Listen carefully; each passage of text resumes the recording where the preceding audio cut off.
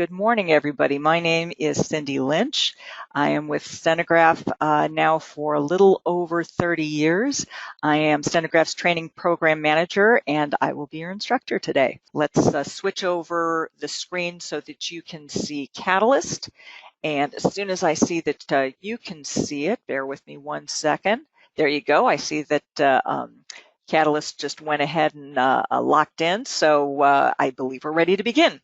So for those of you who printed out the handout or are showing it on another screen, I will mention pages from time to time.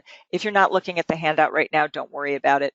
But basically, starting on page 2, we're going to talk first about the alphabetical list of words and phrases in case prep. Now, case prep is not new to Case Catalyst.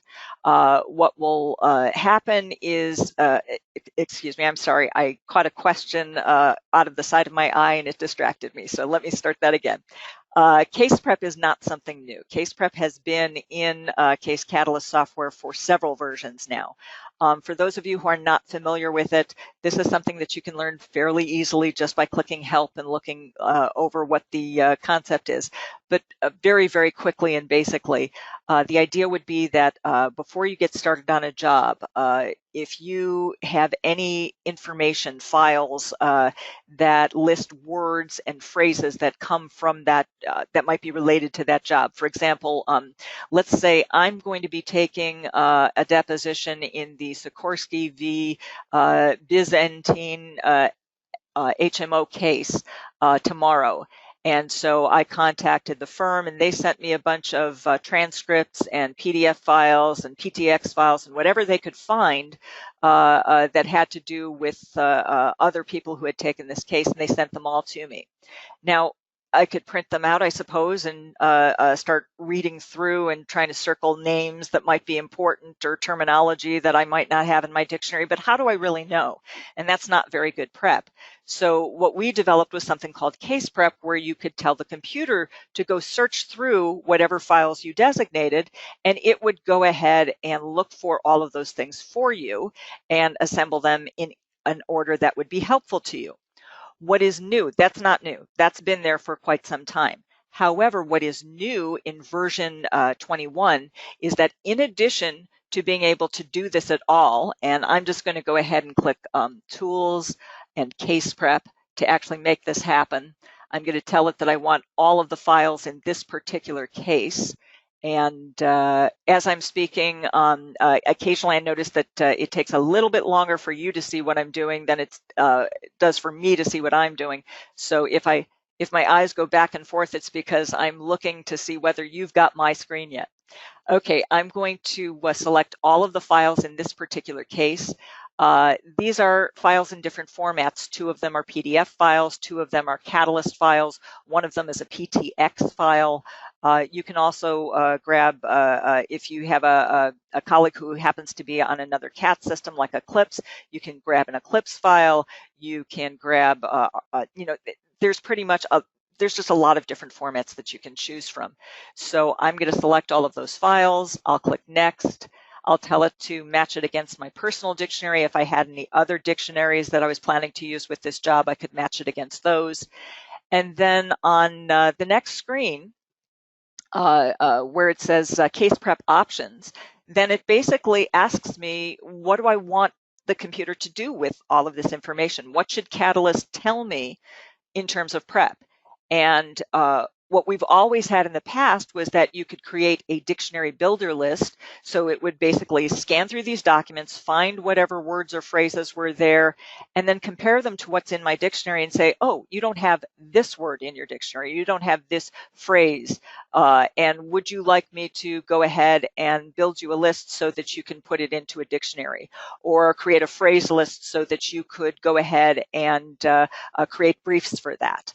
And so one was the dictionary builder list, one was called a heads up list for defined and undefined words and phrases so that you could see what was coming up.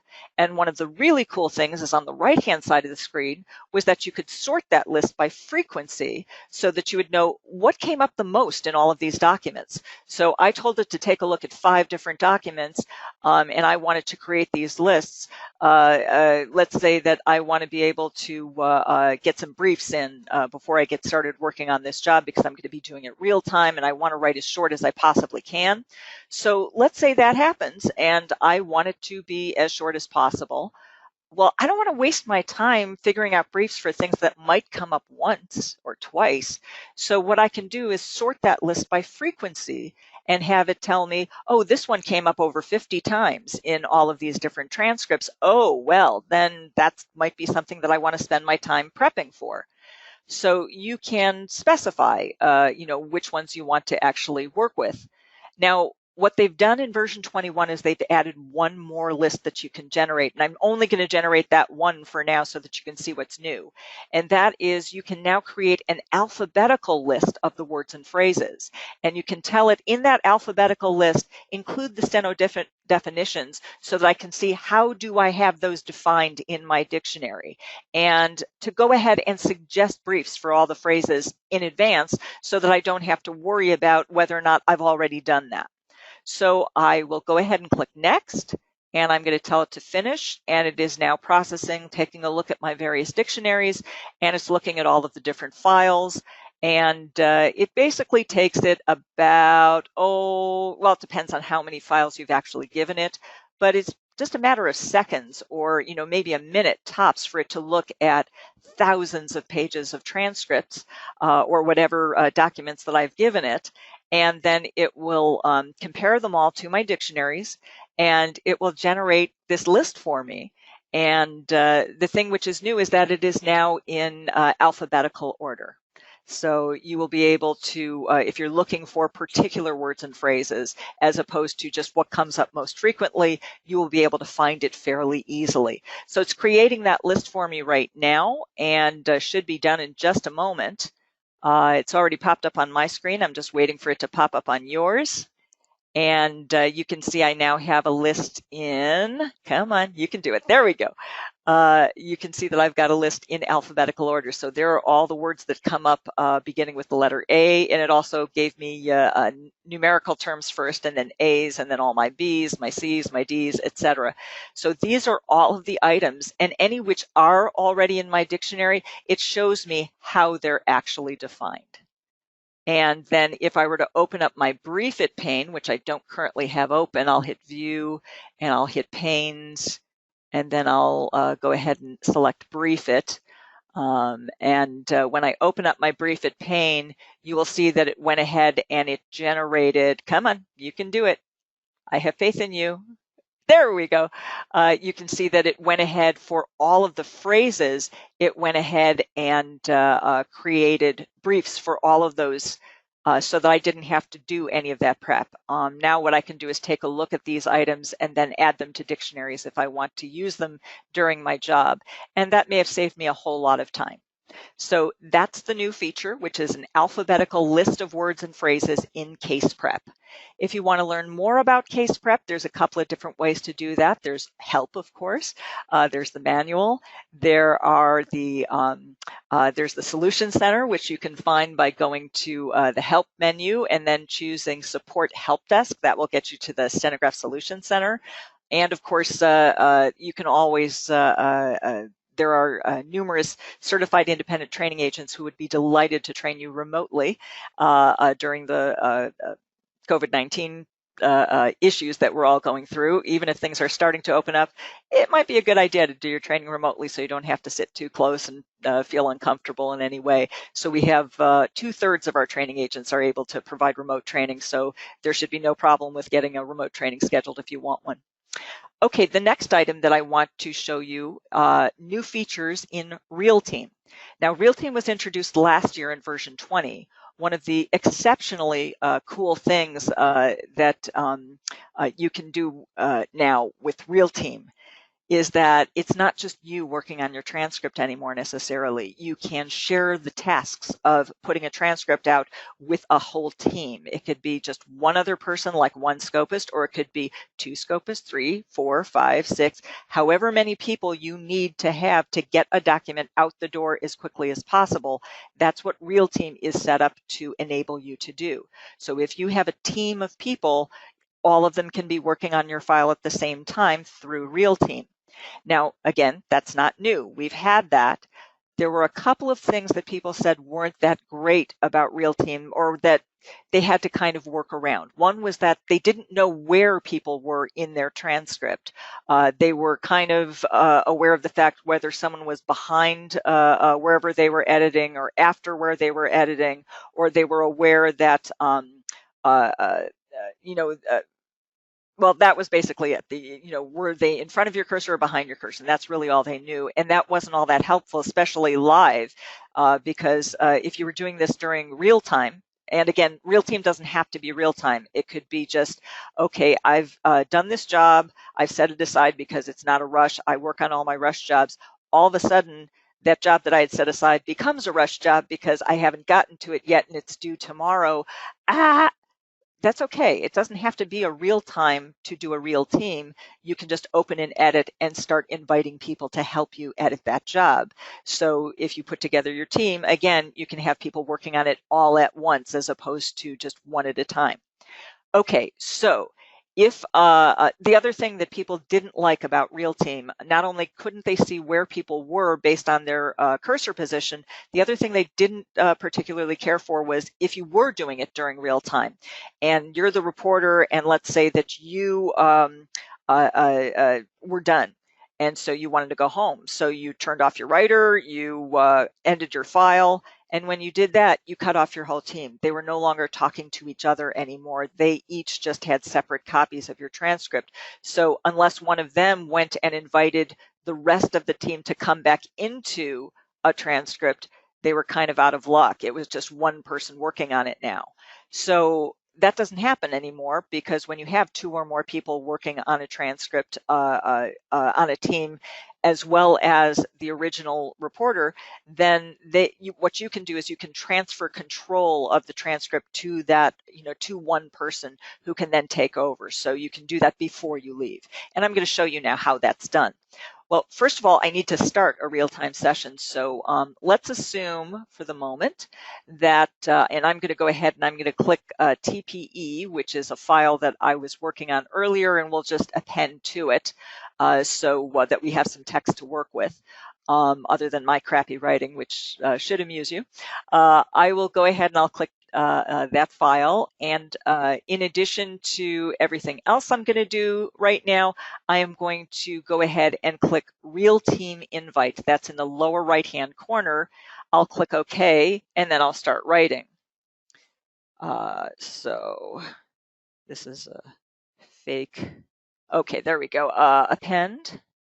Let me append to what I've already got. Session, and I am a bad writer.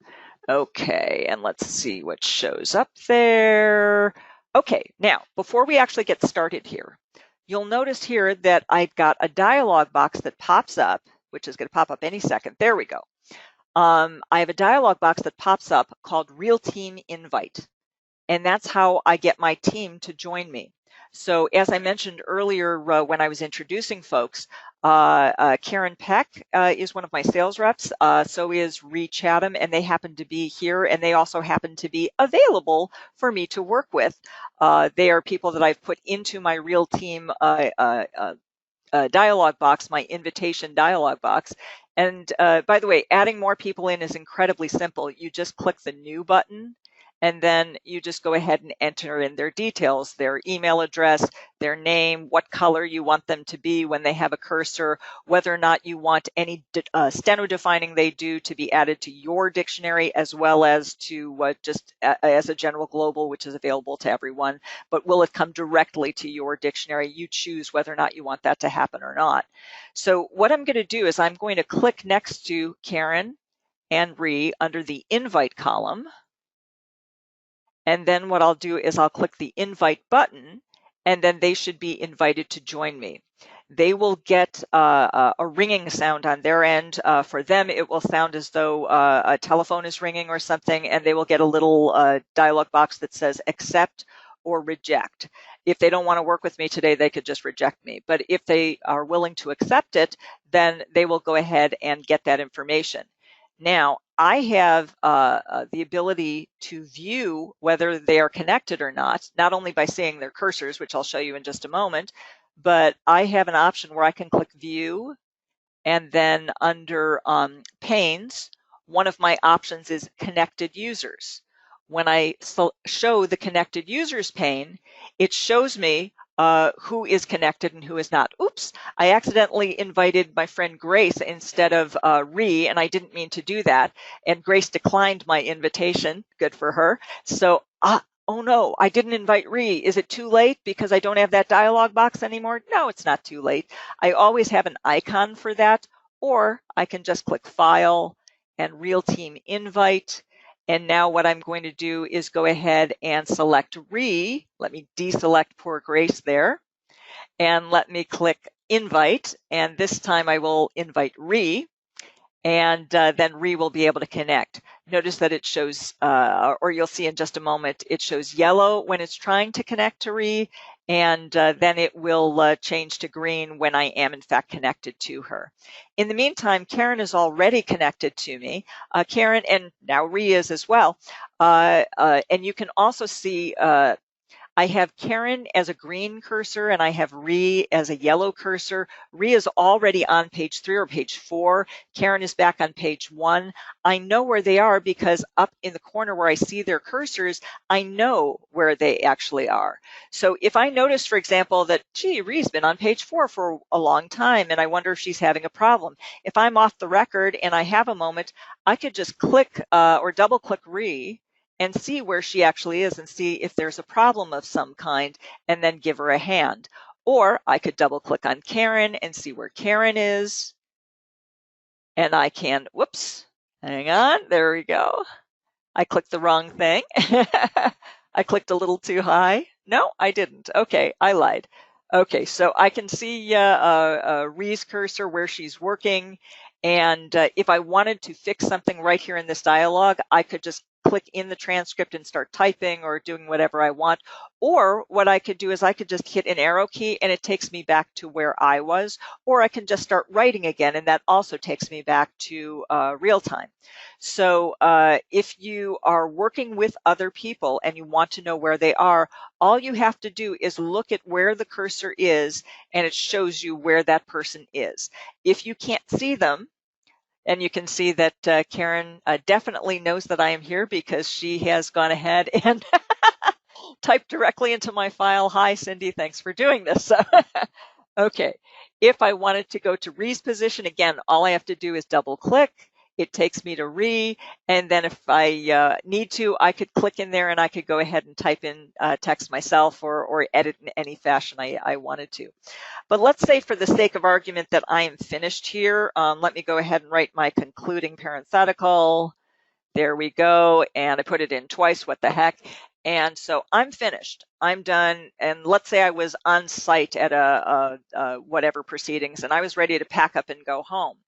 I'll give it a minute or so to make sure that the audio has caught up because yes, when you do RealTeam, the audio goes as well. And that's one of the reasons I choose the Opus audio codec to make sure that the audio is as compressed as possible so it can go as fast as possible.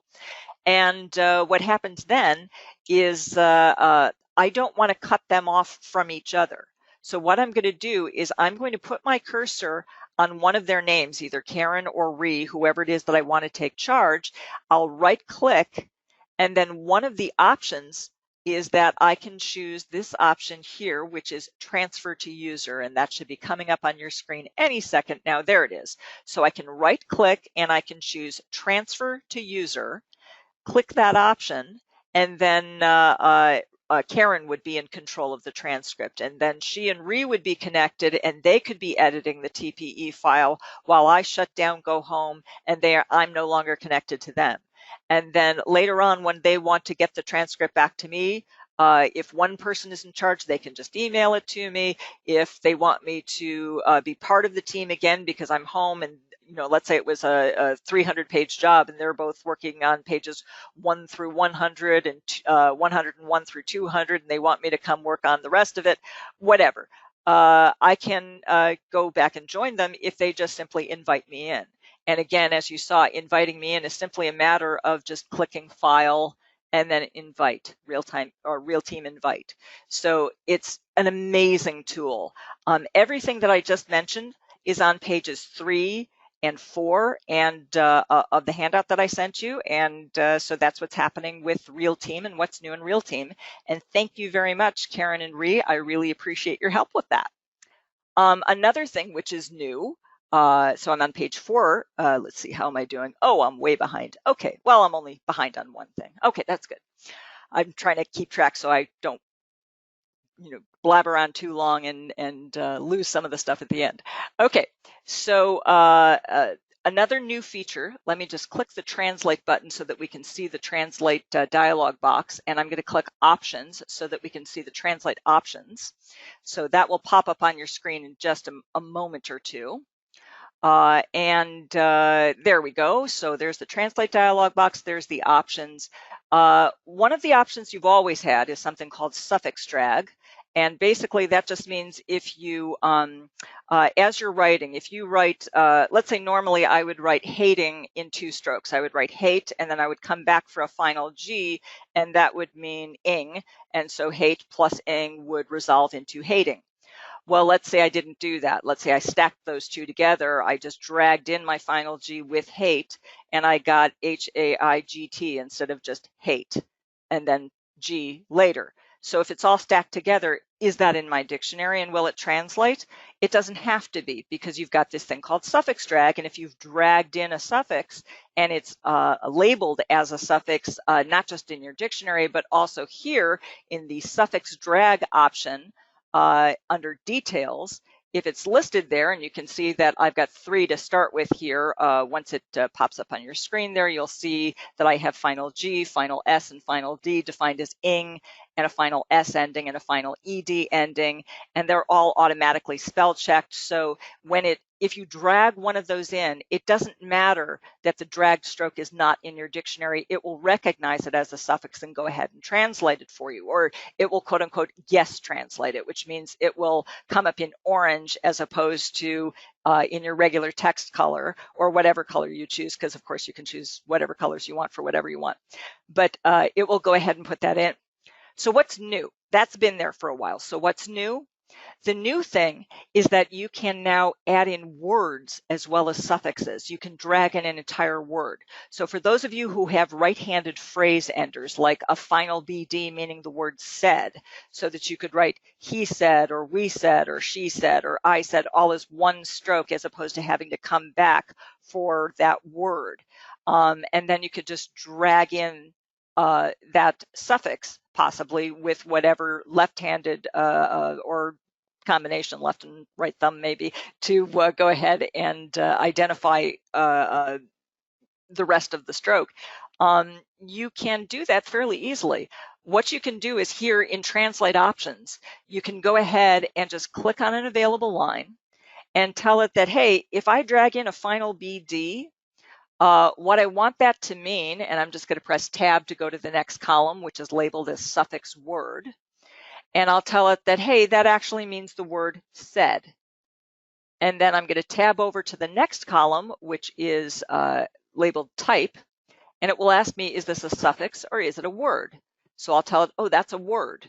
So in other words, it shouldn't be attached on to the end of the previous word. It's not a suffix. It should be a separate word. But what it will do at this point is it will say, okay, so let's say I write I said. And let's say normally I would write I by itself and then I would come back for said, I by itself and then the final BD by itself. But if I write that all together, it would understand and it would just give me the word said. The whole idea being that, no, of course, I'm not going to probably do that in 2 strokes. I want to be able to have it in 1 stroke, but I won't have to define every possibility. I don't have to define I said and he said and she said and you said and they said and we said. I can just put in final BD means said, and then identify it here, and then it'll go with any previous word. What said, who said, any of those, it will just automatically translate, and that may save me a tremendous amount of time. So if I put that stuff in and then I start translating, it should be able to do that. So because I had already had this file translating, I won't be able to do it immediately here in the TPE file. So let me just very, very quickly, yeah, I got enough time to do this. So let me go into the translate options one more time. I'm going to wait for it to close. There we go. I'm going to go into translate options. I'll just call this the test file so that we can see it happen. And I'm going to kind of zoom through the, not zoom, but a zoom. Oh, it did save it for me. Never mind. In the phrase maker options, it already had the final BD. It saved it when I did it in the last section. So good, that's already in there. I'm already set. So let's see what happens. So I'm going to write very badly. I will do my absolute best to not make this take too long. But what I will go ahead and write is, and then, and you don't want to see all of these other panes right now. So let me try this again. Okay, and then I'm going to write, we said he should do that. So I'll write we, and I'm going to drag in a final BD. And then we said we should do that. Now you'll notice that instead of getting we said, and let me just go ahead and bold that so it's a little bit easier to see. Will it let me do it? Nope, it's trying to break it because I hit the wrong button. By the way, yes, I hit the wrong keys all the time. You might hit the wrong keys occasionally too, remembering that, not remembering which keys you're supposed to hit. It happens, even if you've been doing this for over 30 years. So don't feel bad if you occasionally hit the wrong key. Okay, so instead of getting we said, I got wedding. Why did that happen? Well, let me take a look at my notes. Oh, well, possibly because I wrote wedding instead of we said. Let's try that again. Okay, so you say, let's try this. She said, I'm getting shedding. It would really help if I could write properly. Let's try that again. E, B, D, R, B, G. There we go. Okay. So you say she said that she was there or shelves there. Answer, yes.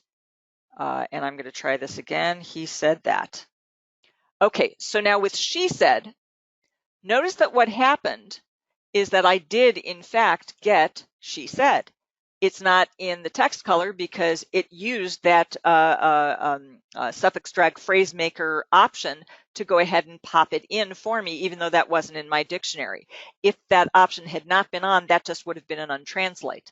Now, ebbed didn't work. When I wrote E with a final BD, E for me is he. And when I brought in the final BD, it didn't work. Why not? Well, if we took a look in my dictionary, we would find that EB is defined as the word ebb, EBB. And also in my translate options dialog box, which I'll pop open real quickly so that you can see it. If we take a look at the suffix drag phrase maker options, and I'm just going to wait for that to pop up. Here it comes. There it is. So this option of having it translate as the word said comes after the final D suffix. So since EB was already in my dictionary as ebb, and one of the first options in here was a suffix of final D, it assumed I wanted the suffix first. If I want to change the priority of these, of have it look for the word first and then look for the suffix, what I can do is I can move the order of these items by clicking the move up button or move down button, so I can change the order of what I want to have happen. Now, if ebbed was not a real word, if it, and here's a good example of that. Imagine if it was they said, and I have THE defined in my dictionary as then, because that's my shortcut for then. Then wouldn't mean anything. So it wouldn't do any, it wouldn't translate that as like the past tense of then, because there is no past tense of then. So it would go ahead and it would look for the next possible thing that it could go ahead and attach, and it would just work. So anyway, that is what the suffix drag phrase maker is about. If you use right-handed phrase enders, if you have particular strokes that you use as words, they can attach just like a suffix can. Not attached physically to the word, but simply go ahead and be dragged in and go ahead and translate, even if they're not in your dictionary. Everything about that is on pages 4, 5, and 6. And I will push on now and go on to the next item. And the next item is on page 6, CaseViewNet browser link, how to generate a CaseViewNet browser link. For those of you who do real-time or who are considering doing real-time, the question usually is, how do I get this to other people in the room, or people, if you're doing a remote deposition, and we'll talk, or a remote hearing, or a remote trial, whatever.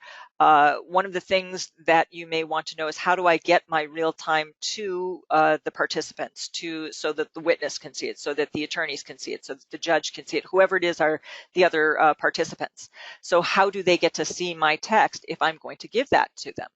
Well, the way that you can make sure that they can see what you're doing is to send out to CaseViewNet, which is simply by clicking Translate, and then up in the upper right-hand corner of the Translate dialog box, where it says Output To, what you're going to do is you're going to select Output to CaseView.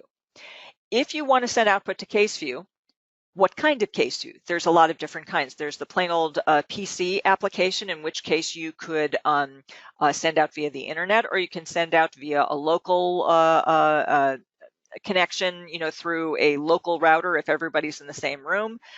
You could, I think there's still a way to do it via serial cables, but I can't imagine anybody dragging out serial cables these days, but it could be done. And you can send out that way to the standard PC application. There's also an iPad app called CVNet, which can receive remotely via a local area connection or via the internet. But there's also one other, and this one is the one that I wanted to talk about, which is CaseViewNet Browser. And that, all you need is to be able to have an internet connection. And what enables the attorneys to go directly to you is that you give them two things. One is a session code, which is your session code that you have purchased. I have a session code. You can see it here. It's TILL21, and that's my session code. By the way, don't steal it. I'll know if you try to use my session code, because I'll get an email saying that my session code was used, and then we'll cut it off and we'll change it. So just don't make me have to change my code by stealing my code. Okay, so so you have to give them a session code, and you have to give them a password, so that when they enter the session, and I'm going to click passwords, you will give them some sort of a password that enables them either to save or not save the transcript at the end of the session. And you control whether or not they can save or not save based on which password you give them. You create the password simply by clicking New Password, and then it generates a password for you. It assumes you want to allow them to save. If you don't, you just uncheck the box that doesn't allow them to save. It assumes that you never want it to expire. Like if you're always giving it to a particular judge, you probably just want them to set it up once and then automatically connect, and never have to worry about doing it again. However, if you're sending to different attorneys, maybe you're just working with them today, you're not working with them again on this case, as far as you know, any other time soon. And then all of a sudden, 3 weeks from now, they call you up for something else and you're working with them again. You don't want them to be using the same password necessarily. So what you can do is cause your passwords to expire. And then you can also set what you want the password to be. It doesn't have to be this randomly generated 9QOFD1 or something like that. Now, this has always been possible. This is not new. Session codes have been around for quite some time. What is new is that you don't have to do it the old-fashioned way of communicating the session code to your attorney, or communicating the password to your attorney the way you used to have to, which was either to call them or to send them an email, or to, well, just communicate, write it down for them and hand it to them, or, something like that, and make them type it in. What we used to have to tell people to do to go to CaseViewNet is that they would have to type, open up their browser, type in CaseViewNet.com, go to that site, and then they would fill in a series of options or a series of questions like, what is your session code? What is your password? What is your name, etc. Well, now what you can do is you can just click browser link. So my Catalyst users who are using CaseViewNet browser can just click browser link, and it will say, okay, well, the session code I will send in this link will be your session code. And then which password would you like me to send to these attorneys? So I can pick which password. And let's say, for example, that the one I wanted them to be using today was the 9POFD or 9QO. It's hard for me to see. Can you imagine, too, you're trying to send a password to an attorney and you can't tell what it is because your eyes aren't that good, or it's hard to tell because is that an O or a 0? Is that on the end, is it a 1 or is it a lowercase l? And just for me with my eyes, I really couldn't tell if that was a Q or a P. I think it's a Q, actually, now that I'm looking at it. I don't want to have to communicate that and then get it wrong and then delay the start of something just because the information didn't get communicated properly or it didn't get typed properly. It's so much easier if I just click generate link. When I click generate link, it says, okay, I've copied that into your clipboard, meaning your Windows clipboard. So that can now be pasted anywhere. Well, where would I paste it? Well, if we're doing a remote deposition, we probably have a chat routine through whatever our remote possibility is. One of the things I could do is I could, so like let's say you're doing a Zoom depo or you're doing a Zoom hearing or something like that. And again, it doesn't have to be Zoom. It can be any web app. In fact, we're using GoToWebinar right now, and I'm just going to paste it into the chat so that everybody has a copy if they want to see what it looks like. So I'm just going to open up the chat. And I'm going to press Control V or right click and choose paste. It doesn't really matter which one I choose. You can't see me do it, but I've just pasted into the chat panel, and I'm going to send it to the entire audience, and click send. And you'll see that everyone, if you take a look in your chat panel for GoToWebinar, you should have just gotten a link. And if you were to actually click that link, what should happen is this. It will go ahead and open up your web browser. Forgive me here. I just wanted to cause my web browser to pop up on the screen. There it is. Sorry, I clicked it again and then it moved and got small, and so I have to get it back. There we go. Okay, so now you can see that it popped up this browser, and till 21, which was my session code, and the password is already in there. It's already been filled in, and I never have to worry about that. I don't have to worry about how I communicated it. It's, when the attorney just clicks their link, they're already there. They didn't even have to open their browser and type in CaseViewNet.com. It's just there, and they can just open up from here. So what they would wind up doing is they would then, they do have to type in their name. So I'll make this be, my attorney is Greg Lynch, and he's from the company Badass Bunny Productions, and his email is greg@bab.com. And I believe I put that in correctly, but we'll just click connect and see if I did that correctly. I believe I did. And yet it's giving me an error. No, here we are, and it showed up, and it says you received this early. Please wait for the real-time session to start. So that's it. I sent them my browser link, and now when I actually get started, that will go to CaseViewNet. So I can just go ahead and over on the Catalyst side, I can just go ahead and type in my file name, and we can get started. So I could just click OK, and it would send over to CaseViewNet, and that's pretty much it. It's and you don't have to do it necessarily before or after, or it doesn't have to be done immediately when you start translating. One of the things you can do even before you you simply turned on your system, you haven't gotten started yet, but you want to get them started, you could click Tools, and then under Tools you have CaseViewNet browser link. So you could do this after you've already set up and translation has started. You could do it before you've started translation, and click Tools, CaseViewNet browser link, and it will bring up that dialog box. and you can go ahead and give them their select the correct password for whomever is going to get this, generate the link, and then once it has generated the link, then you can paste it into an email or into a chat message and send it to whatever client is supposed to get that. So that's basically what that is. Now, on page 8, so pages 6 and 7 of your handout, it describes exactly what I just went through. And then on page 8, it has a little tip.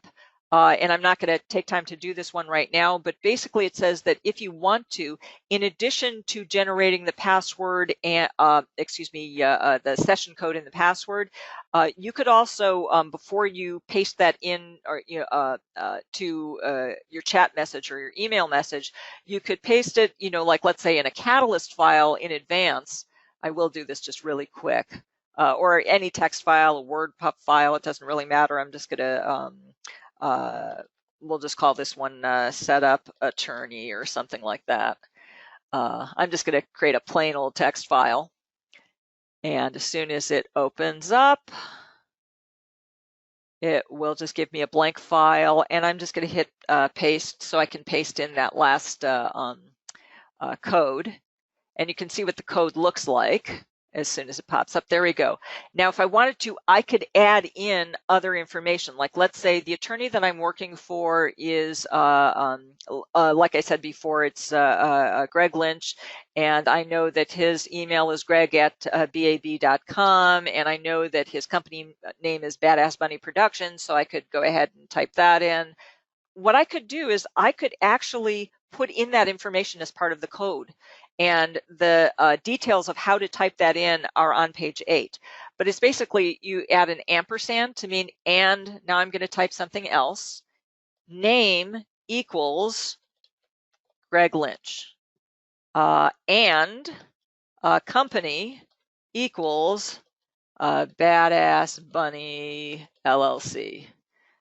And let's see, email equals greg@bab.com. And then I could add one more thing called and auto run, and then just plain equals. Nothing else beyond that, not yes, no, question mark, nothing, just and auto run equals. What that will do, if I type all of this stuff up and if I mark all of that and I go ahead and send that to him in the chat. And again, I'll send this all to you in the chat just so you can see what it would look like. And let me send that to you in the chat. There we go. And I obviously made a mistake because part of that did not get into it. I probably should not have had a space after Lynch.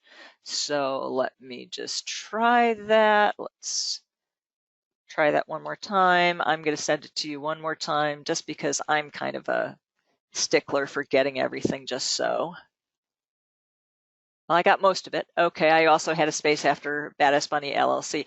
But my point is that if we did this correctly, they would just click from their chat link and it would automatically open up CaseViewNet Browser Edition, and it would fill in all of that information so that I didn't have to fill it in or they didn't have to fill it in for themselves. It just is automatically filled in. Plus, it would auto connect. It would just auto run and it would just work. Now, unfortunately, I did it improperly, which is why it's not going to work right now. But this is basically how it would look. And that's how CaseViewNet Browser Link works. So you can customize it. You can just send just the basic info and let them type in the rest of it themselves. But, that's how that works. Okay, next item that I want to show you. And let me just close out of the file I was just doing. And I'm going to start, well, before I start RealTime, one of the things that people like to do when they are writing in RealTime is if they see an untranslate, they would like to fix it. Especially if they don't have a team working with them that they can count on to fix any untranslates as they go. As you're writing, you may want to power define something, and there's 4 different kinds of power defines you can do. There's one which many of you may be familiar with because it goes way, way back, even before the beginning of Catalyst. Even when we were back in Premier Power days, you would write def to power define something, and you could write the steno and then the text and have it define backwards and forwards that particular untranslate. We've added to that scan define so that you can scan backwards to the last untranslate and go ahead and define it, and it saves you one step. There's easy speaker defines, and there's text e defines. These are wonderful things. They enable you to define on the fly from the writer so that if you see something and it's bothering you, you could go ahead and you could get it fixed ASAP. So that's an extraordinarily helpful thing. So what do you do to actually do this? Well, you learn how to use a power define.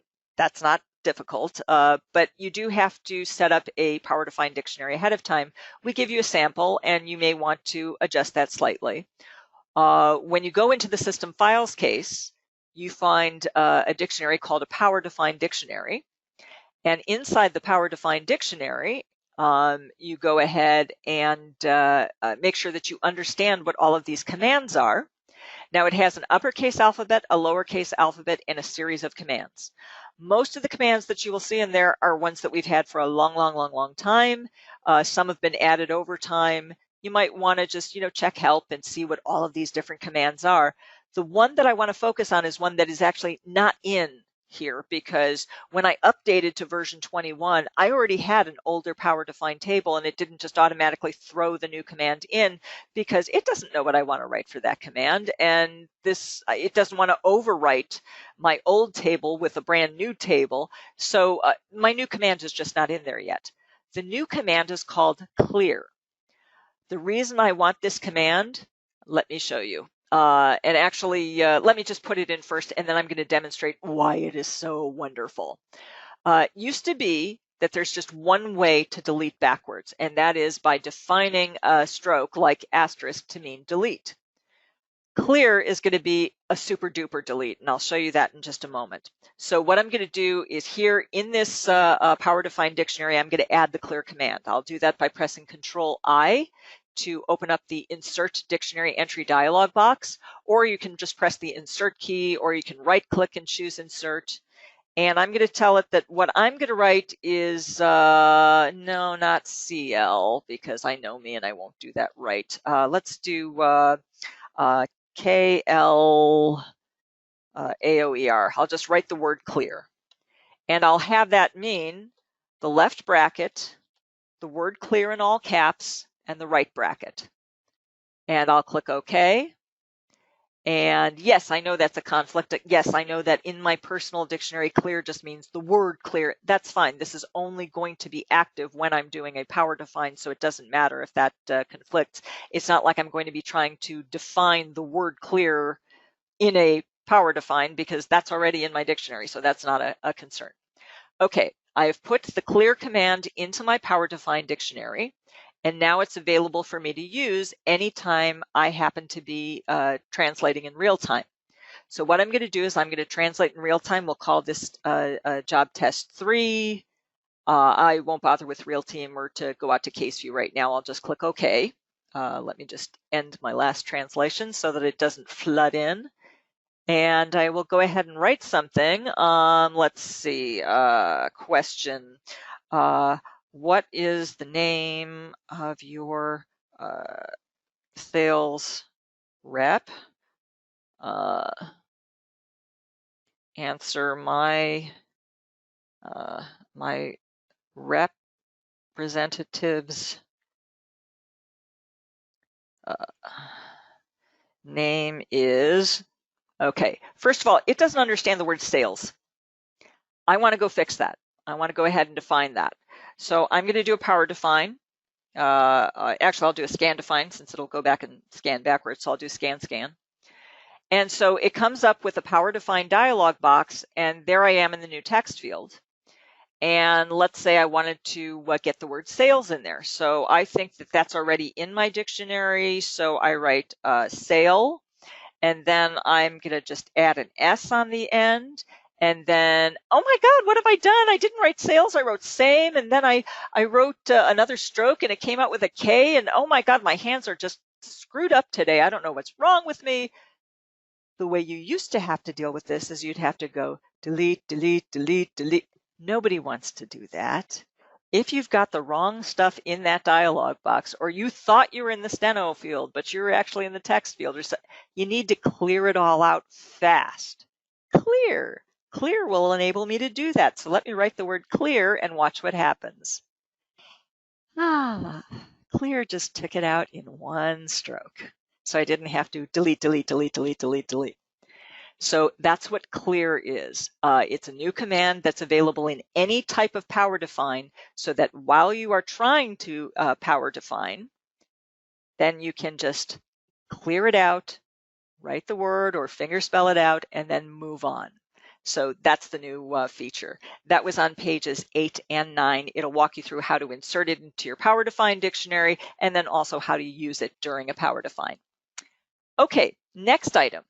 Let me actually close out of this real-time file because we are completely out of real-time now. I probably won't have to show you anything else in real-time, which is good. You are now relieved of looking at my writing, which obviously sucks. Okay, next thing on my list here, page 9, vCard import. So let's say you're working on a job, you're all finished editing, you've done the hard part, and now what you have to do is fill in the forms. Like, for example, you need to fill in your appearances. So the way most people have their appearances set up now, thank goodness, is using fields like these field list group fields that I've got here on this particular appearances page that I'm showing you. And the way most people will go to fill this in is that they will scan forward until they land on the first item. Catalyst will go ahead and prompt them with a list of any attorneys they've worked with in the past. Now, if the attorney that you're working with, and let's say just for giggles that the name of the gentleman who is representing the plaintiffs in this case is Bradley Cave of Holland and Hart. Well, let me take a look and see if I've got Holland and Hart. I do not. Let's see if I have Holland and Hart. Nope, it's not in there. So I have to create a new entry. So what I will do is I will click New List Entry. Now, what people used to do is when this dialog box opened, when it said Insert Entry to be able to insert something new, is that you would go to each one of these fields one at a time and type them in. No more. What you'll do instead is you will simply import the attorney's vCard. Now, for those of you who have never heard of a vCard before, basically it's a virtual business card. It is an electronic business card. You may ask, well, how do I get a virtual business card from an attorney? Does he have to scan it and send it to me or something like that? No, it's on his website. Let me show you. I will pull up my internet. And you can see that I looked up this gentleman before. This is Ed Krause, and I also looked up Bradley Cave. So there we go. I just searched for the name of the attorney, and I got his website. And you'll notice here on Bradley's website, he's got a bunch of little links here. Like he's got one that says "in," that's for LinkedIn. He's got one that shows a little envelope. That's obviously an email link. There's another one here that looks like a little Rolodex. That's a vCard. So if I just click that, what it will do is it will go ahead and download his vCard to my system. And it will show it. I'm using Chrome. So down in the lower left-hand corner of my screen, it shows me that I've downloaded it. Let me do that for my other attorney that I looked up too. Here's Edward Krause. Let's see, he's the other attorney that I'm working with today. He's going to be my defendant attorney. And although he has an N and a J for a different site, he doesn't have a little picture of a Rolodex, but he does have a link up here in text that says download vCard. That's all you have to look for, is something on their website that has that information, and you can just click it and download their information. Once it's been downloaded, the default location for anything you download is your downloads folder. So what you'll want to do is you'll want to open up File Explorer in Windows. And let me just, whoops, I've got that on another screen, so I'll have to drag it over. Okay, let me get that over here. See if I can make it come all the way over. There we go. There it is. Okay, so it's coming. It'll get there, I promise. And then here's my, here is my File Explorer window from Windows, and I'm just going to click the Downloads, which is in one of my frequent folders. And when I open up Downloads, you can see that I've got two new vCards that are listed in there. One which says, and let me see if I can make this look a little clearer. No, well, View, and let's make it extra large icons. There we go. So that you can see what they are. Yeah, it doesn't help much even when I make it extra large, but basically it just says here I've got a card and the name of it is Edward_25 blah, blah, blah, blah, VCF. VCF is the extension for a vCard, and this one says vCard Cave. The important thing is that I know where they are so I can import them. Now, what I'm going to do now, because I want to show you something really kind of cool, I am going to use this restore down button. So my cursor is at the top of the screen at the far right hand upper corner where you have your minimize, your restore, and your close buttons. And I'm clicking restore down so that I just have a portion of this Windows Explorer window showing. And I'm also going to bring up my Catalyst screen. Whoops, let me bring back my Explorer screen. There we go. Okay, so I have, give it just a second here, and then we'll have both Explorer and we'll have, there we go. So we've got Explorer and we've got Catalyst. So let's say what I want to do is I want to take this vCard, which belongs to Mr. Cave, that's this one right here, and I want to bring it into this box here where it says Insert Entry. There are two ways for me to do it. One way is that I could click Import vCard. When I click Import vCard, then it will simply say, okay, where do you want me to import it from? And it will assume it should go look in your Downloads folder. And you can simply just click it and then click Open. And once I click Open, it imports all the information directly into my Insert Entry dialog box. And that's it. Now, if it didn't get everything, like, oh, it got its phone number, but I didn't see a fax number, it doesn't have a website field, I can just click in any fields that didn't get filled in and then click the down arrow next to them and then see if they have that information available in the vCard that it just didn't find. There we go. Well, he calls his URL work to get his website. So that's why it didn't attach to my little field in here for website. So I'll just click that. There we go. Now I have that information available in my fill-in fields listing. So if I need that information, if I have to insert it, I have it handy in my database instead of just on his vCard. So I'll click OK, and look at that. I have information that's been filled in the way I wanted it to be filled in. If it doesn't look quite right, you can go ahead and fix it. Let me do that again, though. So let's say I go to the next one. For my defendants is Mr. Kraus. So again, Mr. Kraus isn't in here. I click New List Entry. I'm sorry, I need to let your screens catch up with mine. So Mr. Kraus wasn't in the list that it gave me. So I told it to go ahead and insert a new list entry. And this time, rather than actually have to do the import vCard and go search for it and click, what I could do instead is if I have both windows showing, if I have my Windows Explorer or File Explorer showing and I can see the vCard, then what I could also do is just simply click on the vCard I want and drag it over and drop it in Catalyst on that Insert Entry dialog box. And when I drop it, so I'm going to drag it over and I'm going to drop it, and eventually it's going to go. Come on, you could do it.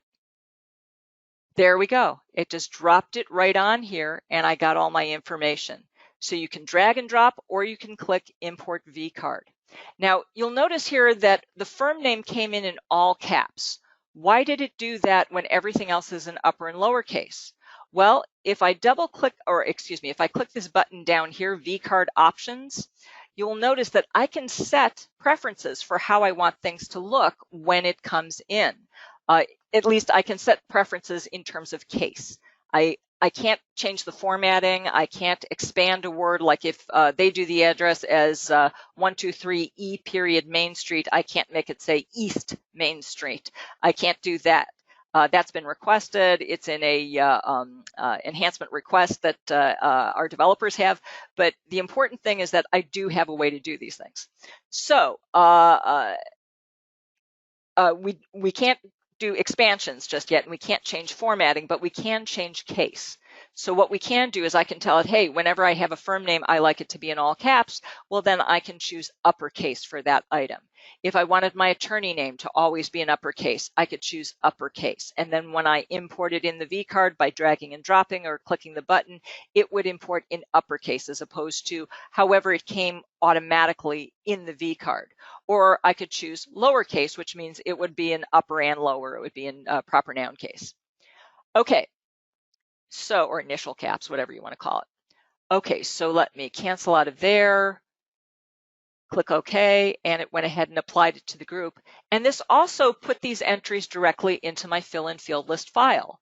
That's really helpful because that way, next time those will be available to me, I don't have to download their vCards over and over and over again. It's just you do it once, it's in your fill-in field list file. And of course, with any job, when you're first trying to fill something in, you should be able to just start typing. And if you've worked with this person before, it automatically just pops up their information. You grab it, boom, it's in, you're done. The only thing which causes a hiccup with that is if you go into your system files case and go into your fill-in field list, and I'm just going to do that real quickly so you can see it. What happens, for example, if let's say Mr. Alifano here no longer works for Financial Legal Group. He has changed, he's moved, and now he is at some other location, and he's not on Lejeune Road, he's now on Main Street or something like that. How do I change this information? Do I have to do that by hand? Nope. When you double click an entry, you can import the vCard directly into the existing entry. So if something changed, you can just bring in their vCard and modify it. So vCards work both for inserting new entries and for modifying existing entries. So if you get new info, it's very simple to update now. It's not a lot of typing. And again, whenever you don't have to type something, that also means that you are saving yourself from mistyping something. So you don't have to worry about things being accurate. And that is, you know, a huge, huge benefit when you're trying to do things quickly. Okay, another option, pages 8, 9, 10, and 11 talk to you about vCards. Page 12 talks about vCard options and the case preferences. If you go over to page 13, which is the next item I will discuss, I'm going to open up a file and show you something that pops up as soon as it does pop up on your screen. The next item is a nifty new feature. We can do hyperlinks now for when you are printing your file to PDF format. So if you provide your file when you're finished with a transcript or you know, whatever it is that you're providing to your clients, most of the time that would be a transcript, or, you know, if it's a hearing or a summary or, you know, whatever it is that you're supplying, if there is a link in it, like you can see in this particular file right here on line 12 there, it says that took place in front of the offices for softbones.org. Well, if they see that softbones.org in the file that you gave them, and this is only if the file that you give them is PDF format. If it's you know, a PTX file, or if it's an ASCII file, or if it's some, you know, some other format, then forget it, this isn't going to work. But if you provide things in PDF, one of the things that you can now do is you can add a hyperlink to it directly from Catalyst so that people can, when they receive it, they can just click that link and go directly to the site. That can be helpful not only for within the document, but also obviously in the appearances page, or where, you know, the appearances portion of your cover page, so that if there's a URL, you know, a website link, or if there is a email address, that you could create a link to it so that the person could just go ahead and click on that link and contact the person they wanted to contact. So how do I add a hyperlink? It's really hard. Ready? Okay. So what I'm going to do first is I'm going to go ahead and highlight the text that I want to have hyperlinked. Then I'm either going to right click and choose hyperlink, or I could click tools and choose hyperlink. Either one of those works just fine. So tools, hyperlink, or right click and hyperlink, and then choose insert or edit. When I choose insert edit, it goes ahead and it shows me, here's the text that you want to display, softbones.org. Is that right? Or did you want it to say something else like click here for softbones or something like that? I'm going to leave it as softbones.org because that's what the person said. Then where do we want that to link to? I want it to link to that site, softbones.org. So I just went ahead and copied it from the first line and pasted it on the second line. I just hit Control-C, Control-V because it was already highlighted when I got there. So by hitting Control-C, I copied it into memory. And then when I came down to the link to field, I just pressed Control-V. You could type it out if you prefer, but again, I'm not a big fan of typing anything I don't have to. Notice that there is a button right below this that says test this link. So if you want to test it and make sure it goes to the correct site, you can click test this link. And what it will do is open up your web browser and it will go to that particular page. So right now in the background, it is going to my web browser and now it's opened up a new tab and it is going to the page softbones.org. So we know that it now works. Let me minimize my browser, go back to Catalyst. And since I know that it works, I could now go ahead and click OK. Once it comes up, thank you very much. Okay, so now I could go ahead and click OK, and it would put that link in, or I could cancel, or because this was just text in my transcripts, it's giving me the option to e-define it if I want to, so that it's throughout, you know, if softbones.org comes up in other places in this job, everywhere we see softbones.org, it would also have the link on it. So if this comes up 27 different times in a job, the link would also be in all of those occurrences. So once I click OK, take a look down in the reveal code section as soon as it acknowledges me having clicked OK. There we go. And take a look down in the reveal code section and you'll see, whoops, and I just screwed it up. There we go. You will see I'm just waiting for it to catch up with me and it's good. Oh, it has caught up. Let me shut up. Okay, so it says there hyperlink text begin and it says link https://softbones.org in quotes. And it shows that the text after that is going to be softbones.org and then hyperlink text end. So it surrounded it with the format symbols it needs, and it has all of the information it needs to be able to make that a link. Now, it showed up on my transcript in blue as softbones.org. I believe the default for that is actually purple, or it might depend on what the default color is in your own internet settings. I'm not sure. If you don't like the color, you can change it. We all know how to change colors, I think. It's under View, and then under Display, and under Colors. For anything where you don't like the color of it, you can change the color. One of the things that you can do if you go to View, Display, Colors, and I'm just going to wait for that to pop up on your screen. There it is. If I click the upper right-hand corner where it says AN resolution, I can see all of the different items that I can make changes to colors. And one of the items in here now is, in fact, hyperlinks. So you can change the color of your hyperlinks. And so you can just click that, and then it shows you, okay, it's going to look this color. And if you don't like that color, like let's say you would prefer it to be bright red, then you can choose bright red and click OK. And now you can see in my job, once I made that change, softbones.org is going to show up in bright red as opposed to that blue color that it was before. So you can create hyperlinks. And the other thing you can do, well, actually, let me just show it to you. I'm going to save and close. And I have an older PDF there. I don't want that one because I've already done this once before. And that was from the last time I did this. And that would be cheating, so let's do it right. Okay, so here I am in Ramirez. I'm going to tell it to print. So I'm going to go ahead and click print. And after I click print, it's going to go ahead and open up a dialog box, the print dialog box, and it's going to give me some options. My default printer, because I mostly just give out things in PDF now, my default printer is Stenograph PDF printer. If it's not yours, then you would obviously have to go ahead and choose it from the list of available printers. And then if I want to sign and encrypt it, if I want to include attachments or make it PDFA compliant, I can do all of those things. I'm just going to go ahead and keep this simple and just click print.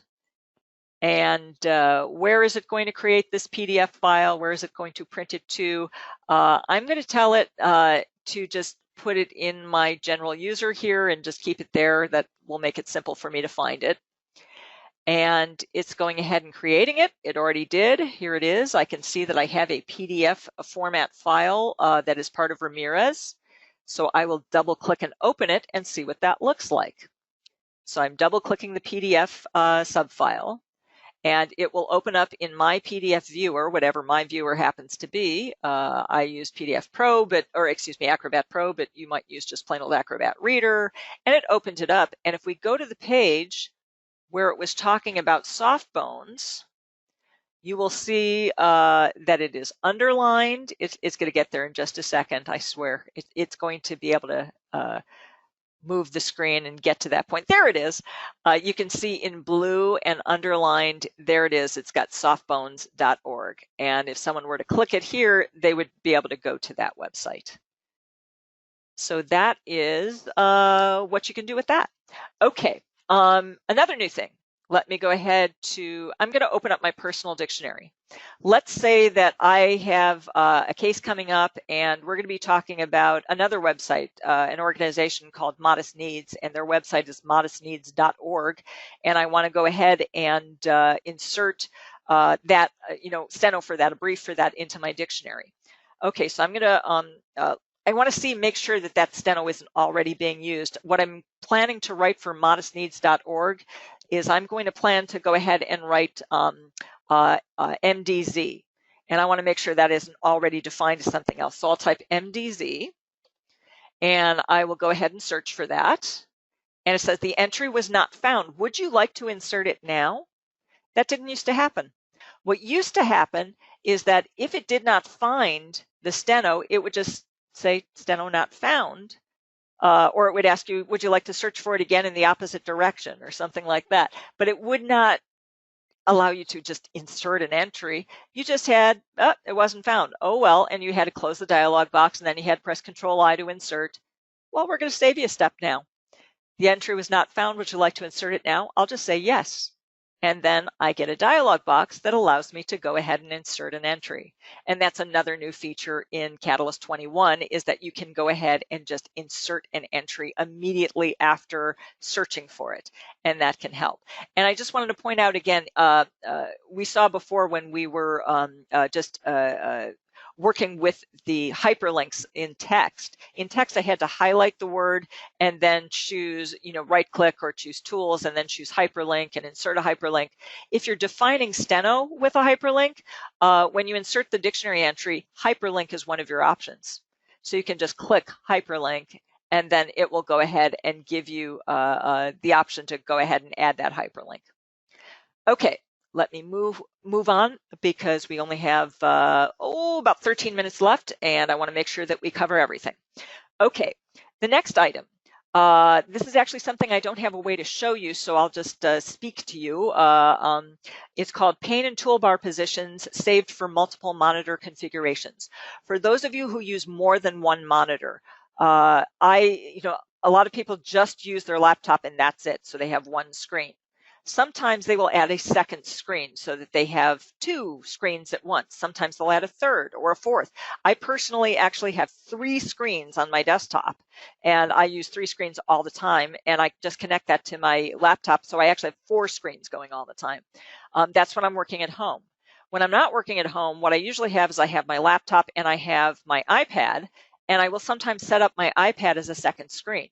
So sometimes I work on 1 screen, sometimes on 2, sometimes on 4. The nifty new feature in Catalyst is that once you open up with your screens connected, and then you open Catalyst and you set up things the way you want them to look. Like let's say when I'm doing 2 screens, what I really want is when I'm in Translate and Edit, I want Catalyst filling the screen, the entire transcript filling the screen, but I want over on my iPad, my second screen, I want it to have my Brief It pane, and I want it to have my cat scratch pane, because those are the 2 things that I need to be able to see clearly, and I don't want it using up the screen real estate from my real-time screen. I want to be able to see all of that nice and big and clear. So I've set it up that those two panes should show up over on my iPad. Okay.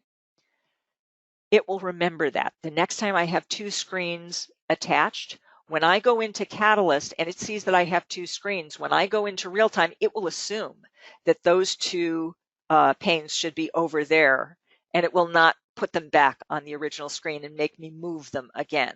Same thing when I go home and I've plugged into 4 screens and I've got things set up just so. It will remember how I set it up, or if I'm just working on one screen. So all of the information about how it will save panes and toolbar, and also, if you move your toolbars around, how it will save that information for multiple screens and remember them based on whatever configuration you use next.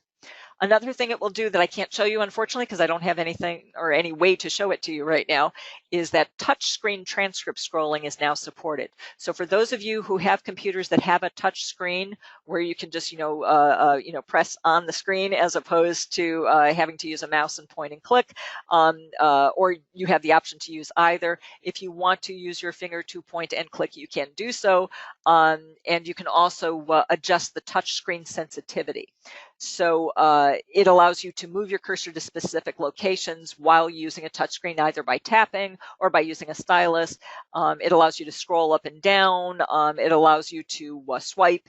It allows you to make swiping motions left or right if the screen is too big to fit on one screen and you want to move it over to the left or right. So basically what you could normally do with a touchscreen, you'll be able to do with Catalyst. Okay, another thing I want to show you.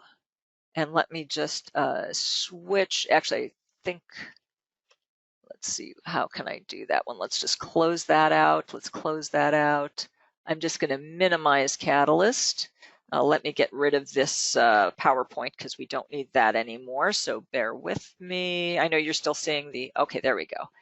I wanted to get rid of everything on my screen for a moment, and I'm going to open up a PDF file where I have stored a message. Okay, I can't force my Catalyst to crash right now and cause a disaster because I would have to crash my entire system and that would kind of disconnect me from you. So what I'm doing instead is I'm just showing you a copy of a message you would get if you did crash. You used to get something that would be some like exception 3. And then you would just click an OK button and it would shut down your system. That didn't tell you a whole lot, did it? It just lets you know you had an error of some kind, and it was kind of scary because you weren't quite sure what to do then. We tried to communicate through release notes, and we communicated through the phone if you would call us and tell us you had a crash. We would tell you what to do with the information. We actually caused it to save a file in the background that you could then send to us.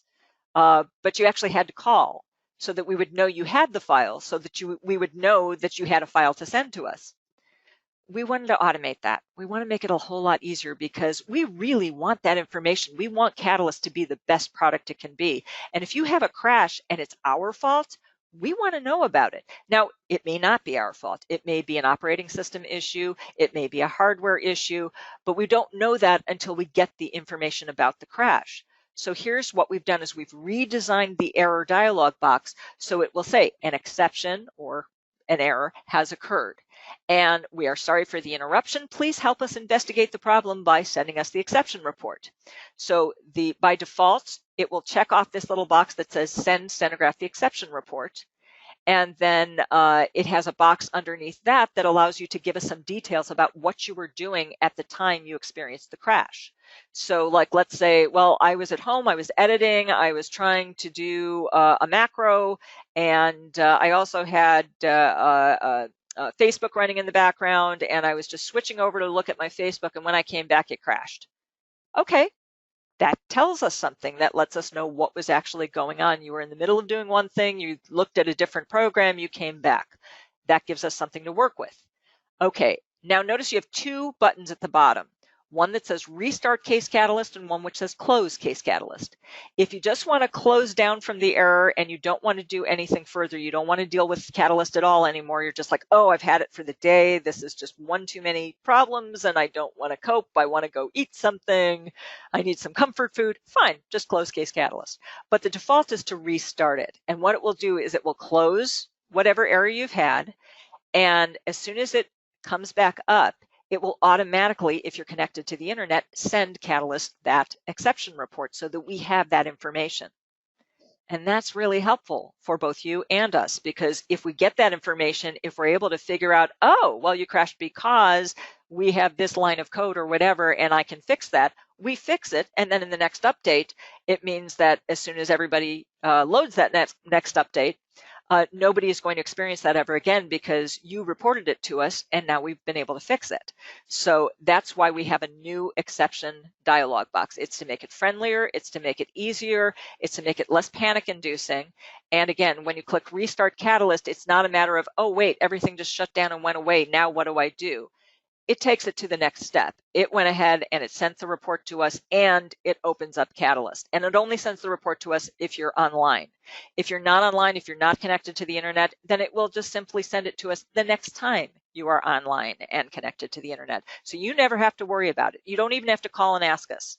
And by the way, you shouldn't expect a call based on having a crash and having sent a report. If we find something, we're going to fix it. If we don't find something, we're not going to call you and say, hey, I want something, unless there's something which identifies it that we need more information and we have a way to figure out based on your email where that came from. We might contact you then, but not as a general rule. It'll just be, give us the information, we'll take care of it from here. Okay, one last thing I want to show you, and then I will try to do a couple of questions, and that is, let me just open Catalyst back up and let me maximize the screen. So that will overlap my old PDF file there in just a moment. It will pop up and give us Catalyst. There we go. If you go to the Help menu, and under Help, you were to go to Exceptional Extras. For those of you who have never been there before, it's been there a long time now, and it gives you some extra stuff for Catalyst, which can be nice. At the bottom of this screen, and don't do this right now, you don't need to follow along with me, but at the bottom of that menu is something called restoreextras.zip. There are 9 new accelerators in the extras.zip file that weren't available in versions 20 and earlier. Those 9 new accelerators, they're just real-time macros, so that as you're writing real-time, there are certain functions you may want to do, and this will enable you to do a few more things. So the things that it will enable you to do, the 9 new things are, I have 3 different commands for hyphenating the last 2 words, the last 3 words, and the last 4 words. I have 2 commands in there that will allow you to move your cursor up 1 line or down 1 line from its current position. I have an accelerator in there that will allow you to replace the very last question mark with a period. Apparently that's something that's fairly common, that a lot of people have been programming themselves, and they got sick of it and said, hey, could you just make it be there because I want it to just fix? And, okay, sure, I'll create it for you. And I also have 3 scan backward commands, one which will scan backward to the last untranslate, one which will scan backward to the last drag drop translation, and one which will scan backward to the last suffix drag translation. That is for people who use the scan define command and like to use the scan define as opposed to the power define, the def. They prefer to use the scan. But if your screen in real time is entirely clear, everything is all translated, but you want to go back and define whatever wasn't, whatever was still an untranslate. If you just write scan, it's going to pop up with steno, but you're not going to see the context. So a lot of people ask, well, could I go back and see the context? Because scan might land on an untranslator. It might be a drag drop, or it might be a suffix drag, and I want to kind of see the context before I go ahead and try to define this on the fly. So these 3 commands will enable you to do that. It will search backwards for those items and display it on the screen so that when you do your power define, you've got a little context that you can see. The extras.zip file also has a new extras accelerators definitions dictionary. So each one of these items is defined in that dictionary. Don't just pick that dictionary to help you translate, though, because you don't know what's in there. You don't know what steno strokes I chose and whether you like them. They might conflict with steno strokes you use for other things. So what I recommend that you do is go ahead and restore the dictionary, but then walk through it and see, okay, what does this particular function do? Do I want that? Do I want to use that? Move it over to your personal dictionary and then use it, or change the steno and then move it over to your personal dictionary and use it. For those of you who don't know how to move an entry over to a dictionary from one dictionary to another, it's just right-click, move to dictionary, personal, and it would just move that entry from one dictionary to your personal. The last thing, oh, I'm sorry, one other thing in there, I am running up against time. One other thing that's in there is we always had an accelerator in there which was called suggest brief for last 3 words. We actually have a suggest brief for last word, last 2 words, last 3 words, last 4 words. And the suggested steno that I had put in for that was swun, swu, swe, and swore for suggest 1, suggest 2, suggest 3. And that worked great for 1, 2, and 4, and not so well for 3, because swe for many people was the first stroke of Sweden or sweetheart or something like that, where it was just swe. Not so much sweetheart, because that would be swe, and you'd come back for your final T on that one. But for Sweden, it might not be Swede N, it would be swe. And so it was causing a problem because just writing swe was not doing the accelerator. It was waiting for the next stroke to see if it was supposed to be a multi-stroke entry. So we changed it. I just added an asterisk to all of those items to make sure that you had to write it with an asterisk. If you'd rather use a different stroke, if the original stroke was working just fine, then just don't overwrite it with the new one. And let's see what else. Last thing, and that is under the self-study guides. So still in your help menu, but under self-study guides, there are now 10 of those. I don't know how many of you have ever looked through those self-study guides, but if you're trying to learn one of the more popular topics, like you have questions about audio sync, you have questions about automatic indexing, you have questions about macros and accelerators, I've gone ahead and I've created handouts for all of these things that you can just, it just comes with the software. I've added one more. It's called RealTeam. RealTeam self-study guide. So if that whole RealTeam thing really intrigued you and you're like, oh, I've never learned how to do that, boom, it's in there.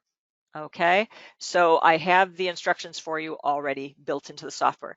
I apologize, I went 1 minute over, and that also means that I don't have time to answer questions live. I'm looking very quickly to see if there's anything that I can pass on. I'm just curious if I have anything. Okay, I've got one question here that I do want my one of my sales reps to answer very quickly, and then what I'll do is I'll just answer your questions via email later on. But the one sales question that was asked here was session code. How much does it cost to purchase the session code?